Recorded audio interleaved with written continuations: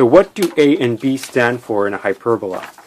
Well, A is the distance from the center to a vertex or the vertices. For example, here's this hyperbola. A is equal to 5, B is equal to 3. The formula for the hyperbola is x squared over 25 minus 9 squared, y squared over 9 is equal to 1. And as you can see here, A is a distance from the center to 5, right? Now, if you're wondering about whether y can go over A, yes, it can.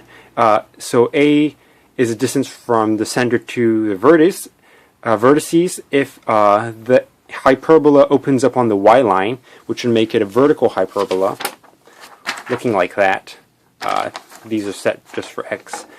Then you would have y squared over a squared. That would be vertical hyperbola. Horizontal hyperbola has the x over the a squared. Now, what does B stand for? Well, B is the distance from A to the nearest focus if A follows the asymptote line. Okay, so what does that mean exactly? Well, as we see here, you can confirm this later if you want to calculate it. Here we've got A is equal to 5, B is equal to 3, right?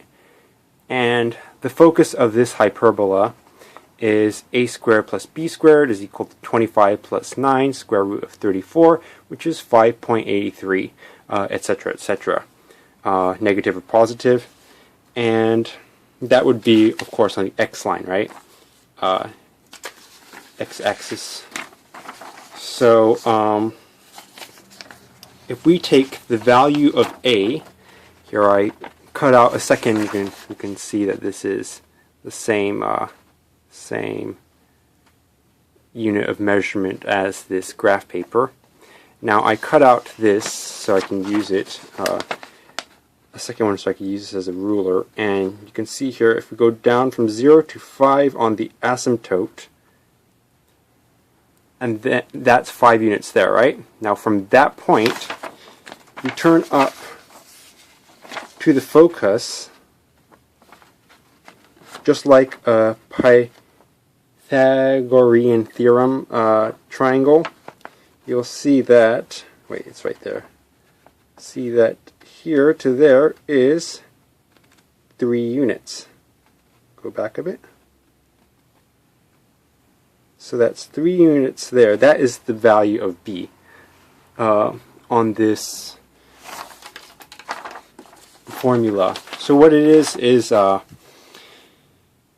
that is the asymptote line that this formula with its difference increasingly gets closer to. So you can check this out later if you want. I just reconfigured it so we're solving for y over here. Yeah, so B is the distance from A down the asymptote line to the focus if you view this as the hypotenuse and this is a right triangle. If you want to check it out again, here's the more simple one.